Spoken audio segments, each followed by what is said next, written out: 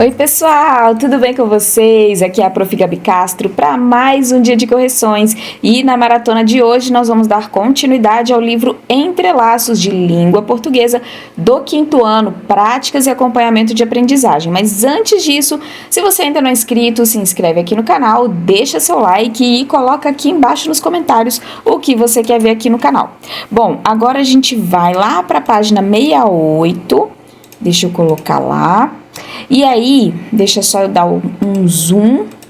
E aí, nós vamos continuar, então, a ver a parte de conjugação de verbos, que a gente estava vendo na última aula. Peraí, deixa eu aumentar um pouco mais. E aí, olha só. Analise o quadro com a conjugação do verbo ver na primeira pessoa, né? Na primeira e na segunda pessoas do singular. Eu e tu. Então, olha só. No passado, eu vi. No presente, eu vejo. E no futuro, eu verei. No passado, tu viste, tu vês e tu verás. Então, olha só, assinale a alternativa correta. Ver é um verbo irregular. Por quê? Ele é um verbo irregular porque ele sofre alteração no seu radical quando é conjugado. A gente já viu isso na aula anterior. Então, se você está com dificuldade nisso, volta lá na aula anterior que eu expliquei sobre essa questão dos verbos irregulares, tá bom? Que é quando ele sofre alteração no radical. Eu expliquei direitinho, dei alguns exemplos, aí volta lá na aula anterior. Aqui no 5, então, letra C, tá? Aqui no 5, a gente precisa reescrever o trecho, fazendo as alterações necessárias para que represente uma ação que ainda não aconteceu e uma ação que pode acontecer no futuro. Então, olha só, eu não posso chegar lá e pintar, mas se eu vejo uma obra desgastada, eu converso com o autor e sugiro mudança. Então, aqui vai ficar o seguinte, eu não poderei chegar lá e pintar, mas se eu vir uma obra desgastada, conversarei com o autor e sugerirei mudanças. Eu não poderia chegar lá e pintar, mas se eu visse uma obra desgastada, conversaria com o autor e sugeriria mudanças. Então, aqui a gente está concordando o verbo e estamos conjugando o verbo em duas frases diferentes, ok? Agora lá no próximo, se não e se não.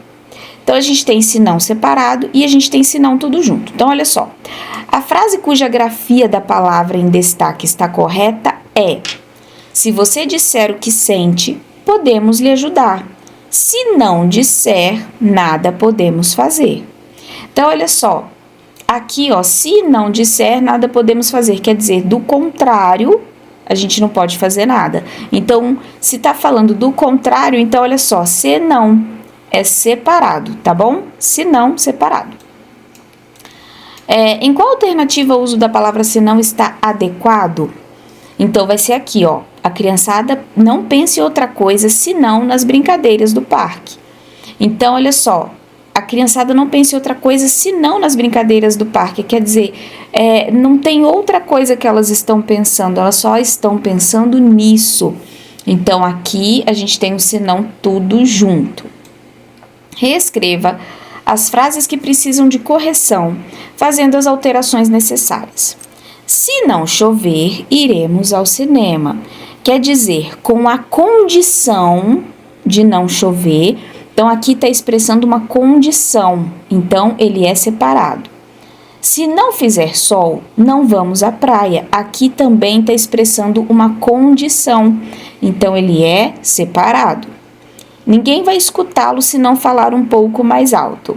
Então, aqui, ninguém vai escutá-lo se não falar um pouco mais alto, quer dizer, com a condição de que você fale mais alto, porque sem essa condição, se você não falar mais alto, ninguém vai te escutar. Então, também é separado. Leia a frase: se não vierem todos os alunos, adiantaremos a prova. Então, olha só, com a condição que não venha todos os alunos, adiaremos a prova. Então, tem que ter uma condição. Qual é a condição para adiar a prova? É que não venha todos os alunos. Essa é a condição. Então, está expressando condição, por isso, o emprego do se não separado está correto. Muito bem. Próximo. Aqui a gente tem uma notícia que você já leu, então a gente pula. Letra A. Qual é o assunto principal dessa notícia? Então, é a criação de um parque público no Guarujá, por um idoso de 70 anos. Letra B. Explique a função dos elementos textuais utilizados pela repórter nessa notícia. Então, olha só, manchete. A manchete apresenta o assunto principal da notícia e chama a atenção do leitor. Então, isso é uma manchete, é um assunto principal, está chamando o leitor para ler a notícia. Comentários de pessoas envolvidas no fato. Então, os comentários trazem um tom mais verdadeiro para a notícia, mostrando que o senhor Valdir desejou e fez ao construir o parque e aproxima o leitor da situação. Então, é muito interessante isso também. Agora aqui no número 2, complete as lacunas, conjugando os verbos que estão entre parênteses e fazendo a concordância necessária. Hoje em dia, os pais levam as crianças para brincar no parque. O senhor Valdir começou, há algum tempo, a construir brinquedos para a praça. Como que a gente sabe que a gente vai colocar o verbo começar conjugado aqui no passado? Começou. Porque está falando que foi há algum tempo, então ele já começou. Com a praça lotada, as crianças que chegarem atrasadas ficarão sem lugar no balanço. A prefeitura precisa financiar a conservação da praça. Então, percebam, a gente sempre vai conjugar o verbo de acordo com o resto da frase, tá bom? É muito importante olhar o contexto da frase para a gente conjugar certinho. Complete as palavras a seguir com as letras S ou Z, idoso com S, feliz com Z, fazer com Z, fiz com Z, apesar com S, sozinho com Z, espaço com S, reutiliza com Z e franqueza com Z. Muito bem, vamos para 72. Aqui a gente tem mais concordância verbal, então releia a manchete da notícia da página 70. E sobre a manchete, é correto afirmar que em uma notícia, em uma notícia, o que acontece? Os verbos eles são conjugados no tempo presente para aproximar a notícia do leitor. Então, geralmente é no tempo presente. Por quê? Porque vai passar a ideia de que os fatos estão acontecendo naquela hora, que está acontecendo naquele momento. Então, letra A. Leia mais um trecho da notícia, nós temos aqui o trecho. Por que a jornalista utiliza aspas em alguns trechos da notícia? Ela utiliza aspas para marcar a fala do seu Valdir. Muito bem, porque quando a gente marca a fala, a gente tem que usar aspas, né? Aqui a gente tem o trecho 1 e o trecho 2. Eu não vou ler para a gente não perder tempo, porque você já leu. Aí, olha só, assinale a alternativa correta com relação à conjugação do verbo fazer. Então, vai ser a letra D. Olha só, na frase 1, ele está conjugado no presente, na primeira pessoa do singular, e na frase 2, ele está conjugado no presente, na terceira pessoa do singular. O verbo fazer, ele é um verbo irregular. Já expliquei para vocês, quando ele sofre alteração no radical, então a gente tem um verbo irregular. Escreva duas frases, em uma empregando o verbo fazer na primeira pessoa do singular, e na outra a gente vai empregar o verbo fazer na terceira pessoa do singular do presente do indicativo. Então, olha só, eu faço de tudo para manter minhas amizades. E ele faz atividade física diariamente. Ótimo, vamos lá para 74. Deixa eu só aumentar aqui. Leia as palavras a seguir, circule os substantivos e sublinhe os adjetivos. Olha só, circule os substantivos. Os substantivos, você já sabe, é tudo aquilo que dá nome às coisas, tá? Então, por exemplo, qual é o nome desse trocinho, desse trequinho aí que você está usando para assistir a minha aula? Ai, prof, eu estou usando aqui um celular. Ah, então quer dizer que o nome desse trocinho aí é celular, né? Então, se o nome desse trequinho aí é celular, então o nome é um substantivo. Então, celular é um substantivo, tá? Porque a gente não pode chamar as coisas de trocinho, de treco, né? A gente precisa colocar nome nas coisas. Ai, prof, me empresta esse treco aí que você usa para digitar. Não, esse treco tem nome, chama-se teclado. Então, teclado é substantivo. Então, substantivo é tudo que dá nome às coisas. Então, por exemplo, perigo, cheiro, sabor, fama, tá? Qual que é o nome daquele treco que a gente sente quando a gente toma um sorvete de morango? Sabor. Então, é um substantivo. Agora, adjetivo é tudo aquilo que qualifica, é tudo aquilo que caracteriza e que explica as coisas. Então, por exemplo, raivoso é alguém que sente raiva, cremoso é uma coisa que tem creme, carinhoso é aquilo que tem carinho, a pessoa que tem carinho, vaidoso é alguém que tem vaidade. Então, tá explicando, tá dando características. Então, nós temos os adjetivos. Então, vai ficar assim, beleza? Tá. E agora a gente vai colocar V ou F. Então, olha só, perigo é um substantivo e perigoso é um adjetivo. Verdade? Perigo é o nome. Perigoso já é a característica de alguém que oferece perigo. Se é uma característica, então ele é um adjetivo, então é verdade. O sufixo oso forma o adjetivo famoso, verdade. Vaidade é um adjetivo e vaidoso é um substantivo, falso. O sufixo oso forma o adjetivo saboroso, verdadeiro, tá? Bom, aqui a gente vai ter também, né, que marcar, então VV, FV, vai ficar assim. Escreva palavras da mesma família para belo e para zelo. Então, belo, a gente tem beleza, belezinha e belezura. Zelo, a gente tem zeloso e zelosa. 3, qual é a classe gramatical da palavra zelo? Nós temos aqui um substantivo. Aqui nós temos um trecho de uma crônica, né, de Tatuapé, O Caminho do Tatu. Então, esse aqui você já leu, a gente pula. Aqui também a gente vai pular, porque você já leu, vamos direto aqui para o 2. Então, olha só, identifique e circule o nome do autor da crônica. Então, o nome do autor da crônica é esse aqui, ó, Daniel Munduruku. Daniel Munduruku é o nome, tá, do autor. E a referência bibliográfica, nós temos ela aqui, ó. E aonde que a crônica foi publicada? Ela foi publicada no livro de crônicas de São Paulo, Um Olhar Indígena, tá? Aqui, ó, Um Olhar Indígena, beleza? Crônicas de São Paulo, é aí que ela foi publicada.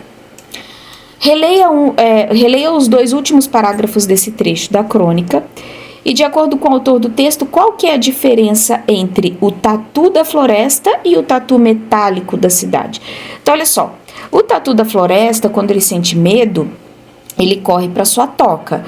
E já o tatu metálico da cidade, ele não tem medo e ele percorre o trilho, levando as pessoas para o destino delas. Próximo. Complete as frases com o substantivo derivado. Olha só, substantivo derivado é aquele que deriva, ele vem de um outro substantivo, tá? Correspondente ao substantivo primitivo. Lembra, o que é um substantivo primitivo? Pri vem de primeiro, tá? Esse pri aqui, ó, prim, vem de primeiro. Então, por exemplo, o que vem primeiro? Livro ou livraria? Ah, primeiro vem o livro, então ele é um substantivo primitivo. Desse substantivo a gente deriva para livraria, tá? Então, hoje eu fui à livraria para um lançamento. O painel foi feito por um grupo de...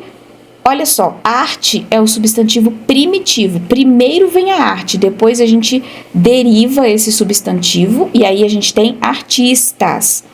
É importante jogar os rejeitos na lixeira correta. Vou deixar as encomendas na portaria do prédio. Ótimo. 2. Observe a cena e leia as palavras dos quadros em voz alta. Flor, florido. Aqui, ó, já vou ligar de uma vez, tá? Que aqui tá pedindo já para ligar os substantivos da mesma família. Então, flor, florido, jardim, jardineiro e canto, canteiro. Muito fácil, né? Sublinhe os substantivos primitivos e circule os derivados. Então, olha só. Os primitivos, a gente vai ter aqui jardim, canto e flor, tá? Então, esses daqui você vai sublinhar. E você vai circular os derivados. Quais são eles? Jardineiro, canteiro e florido. 3. Complete as frases usando corretamente as palavras meio ou meia. Então, os jogadores se encontraram no meio do campo. Minha mãe quer apenas meia maçã. Estudantes só pagam meia entrada. Fui até o estádio, mas estava meio desanimado. Próximo, 78 agora. Releia a crônica Tatuapé, o caminho do tatu, que está nas páginas 75 e 76, que você já leu. E aí tá perguntando qual é o fato que levou o autor a escrever essa crônica. Então foi o fato de o autor ficar intrigado com a invenção do metrô, por isso ele escreveu a crônica. 2. Qual é a relação do título da crônica com o conteúdo dela? Então olha só. Aí você vai colocar a partir daqui, lembra, início de frase, letra maiúscula. Então, olha só, o autor, ele vai comparar as características do animal tatu com o meio de transporte da cidade, o metrô. Assim, o autor comenta um fato do dia a dia e leva o leitor a refletir sobre os modos de vida indígena e não indígena. Agora, substantivos primitivos e derivados. Então, qual é o substantivo? Qual substantivo dá origem ao substantivo goleada? Então, aqui a gente tem o substantivo gol. Ele é o substantivo primitivo, ele dá origem, né? Ele vem primeiro.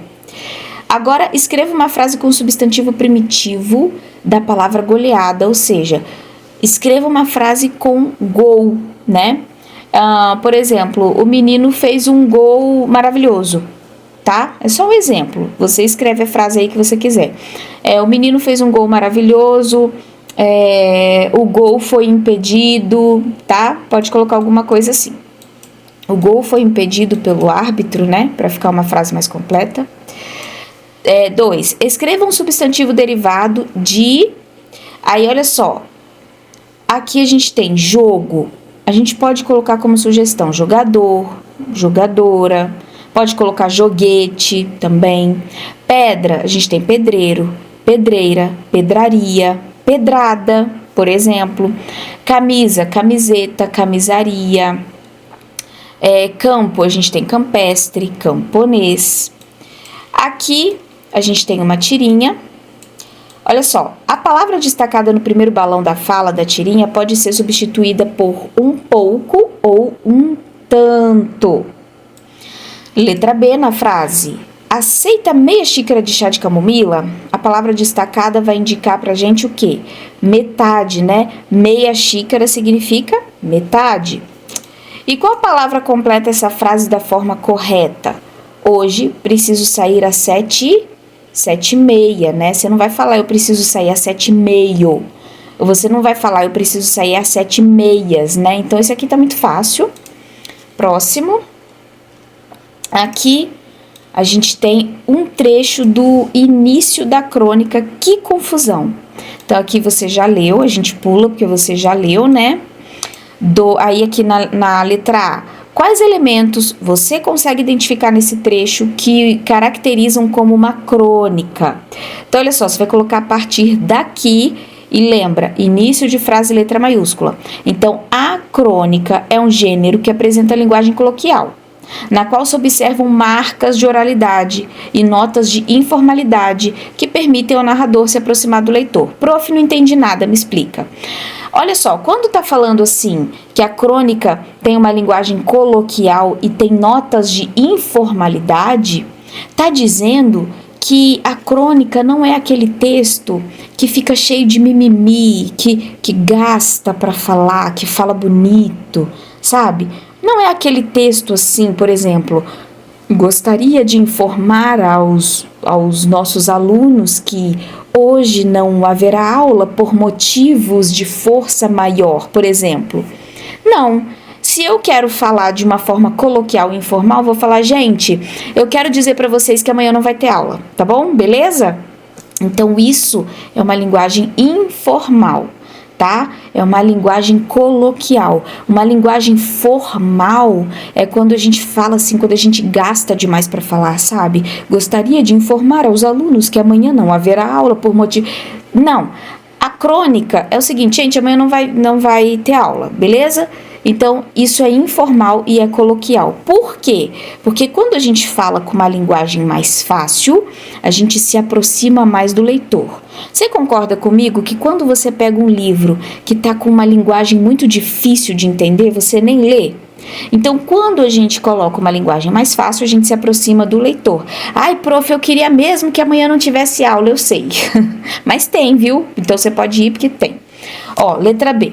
Quais são os sinais de pontuação usados nesse trecho da crônica? Então, aqui no trecho a gente tem travessão, ponto de exclamação, vírgula, interrogação e ponto final. Letra C. Qual que é a função da vírgula usada na última linha do trecho da crônica? Então, olha só, a vírgula ela foi usada para isolar o vocativo, isso é, a quem se dirige a fala, tá? O que é isolar o vocativo? Se eu falar assim, por exemplo, Fabiola, vírgula, pega o café para mim? Então, eu estou dirigindo minha fala para Fabiola, eu estou chamando a Fabiola. Então, ela é o vocativo. Aqui eu tenho um vocativo, então eu coloco a vírgula, tá? Então, eu não posso falar Fabiola, pega o café para mim. Não. Eu preciso falar Fabiola, vírgula. Pega o café para mim? Aí sim, tá?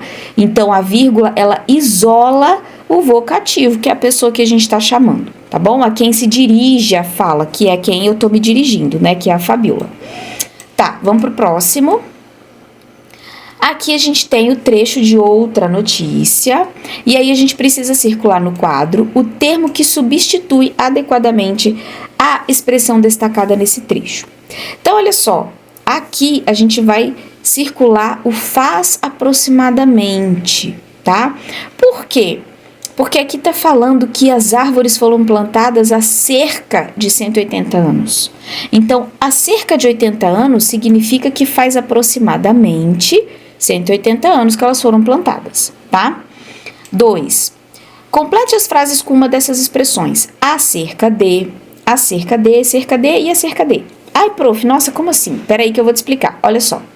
A escola onde estudaremos está a cerca de 2 quilômetros de casa. Aqui nós temos uma distância, então, a cerca de, tá? Desse jeitinho, porque a gente está falando de uma distância.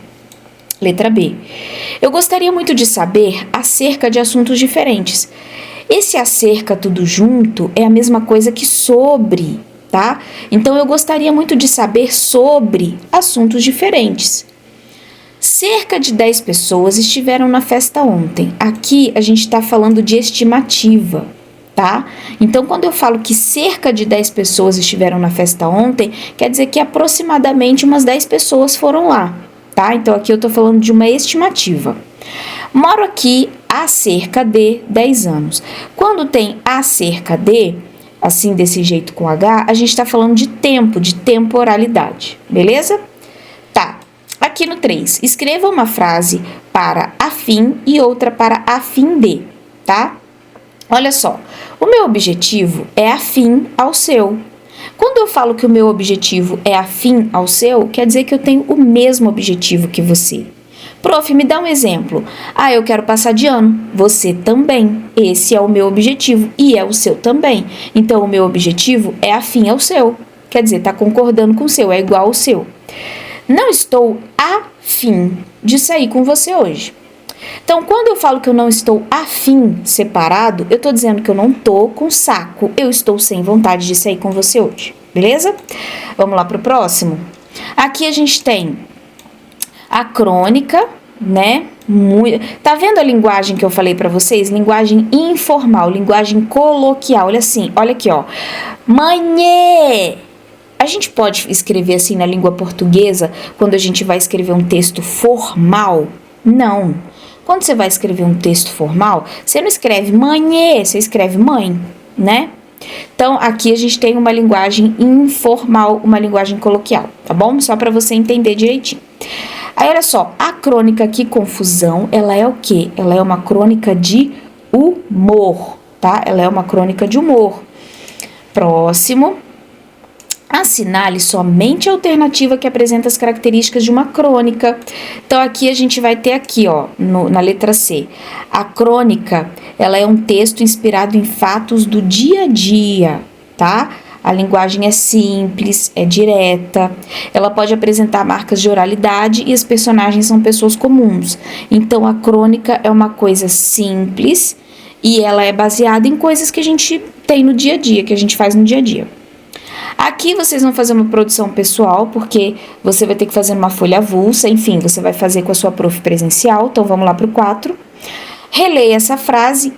Que é, menino? Que é? Então, olha só. Justifique o uso da vírgula. Então, olha só, você vai colocar a partir daqui. Lembra, início de frase, letra maiúscula. Então, a vírgula, ela foi usada para isolar o vocativo. Quem é o vocativo? Eu acabei de explicar que o vocativo é a pessoa com a qual a gente está se dirigindo, né? Então, a mãe está falando com o menino, né? Que é, menino? Que é? Então, a mãe está falando com ele. Se a mãe está falando com o menino, a gente coloca vírgulas aqui, tá? Então, ela foi usada para isolar o vocativo, que é a quem se dirige a pergunta. No caso, ao filho, que foi o que eu acabei de dizer. Aqui, você vai escrever uma frase usando a vírgula para enumerar diversos elementos. Então, olha só. Fui à feira comprar banana, vírgula, mamão, vírgula, uva e carambola. Então, nesse caso aqui, a gente tem que enumerar, você tem que ir falando tudo que você comprou. Para você não falar banana, mamão, uva, blá, blá, blá, blá, blá, a gente separa com vírgula, tá bom? Agora a gente vai lá para 84 para a gente finalizar, porque depois a gente entra na unidade 8, então a gente vai finalizar nessa página aqui. Então, olha só, leia esse diálogo, você já leu, né? A Marta está conversando com a Bárbara, e a gente precisa sublinhar a frase que a vírgula está sendo usada para isolar a expressão explicativa. Então, olha só, eu não gosto de ficar aqui, sozinha, esperando. Então, aqui ela está explicando, gente, olha só, eu não gosto de ficar aqui, sozinha, esperando. Tá? Percebe que eu dei uma pausa na hora de falar? Quando eu dou essa pausa na minha fala, é aí que a vírgula tem sentido, é aí que a vírgula funciona, é aí que a vírgula tem o seu valor. Porque eu estou explicando que eu não gosto de ficar sozinha. Então, eu dei até uma pausa na fala aqui, ó. Eu não gosto de ficar aqui sozinha, esperando, beleza? Então, é para isolar a expressão explicativa, tá? Bom, use as palavras do quadro para completar corretamente as frases. Então, há cerca de 1 ano eu precisei passar por uma cirurgia simples. Há cerca de, você já sabe, tá?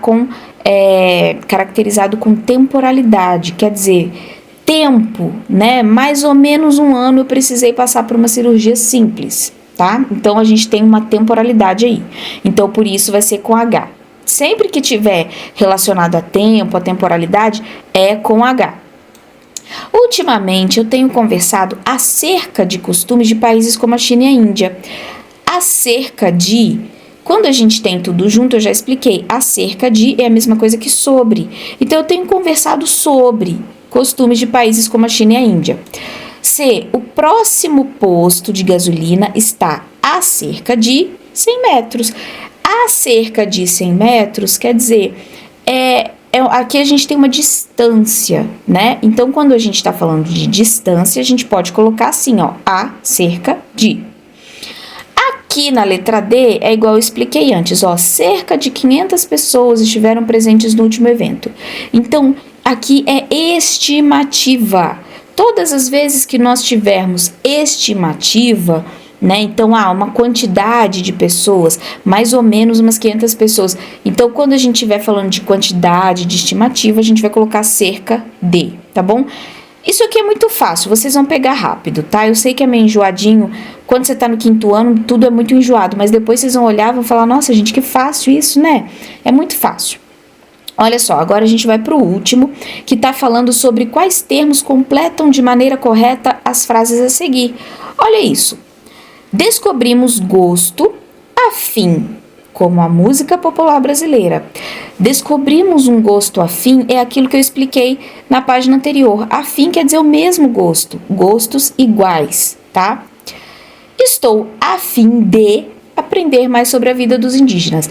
A fim de quer dizer eu quero aprender mais sobre a vida dos indígenas, tá bom? A fim de eu quero aprender mais, beleza?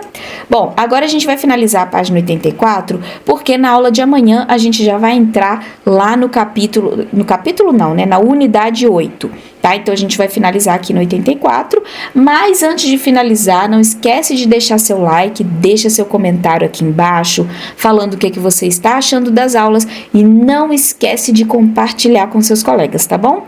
Bom, então eu te espero para nossa próxima aula. Até lá. Tchau!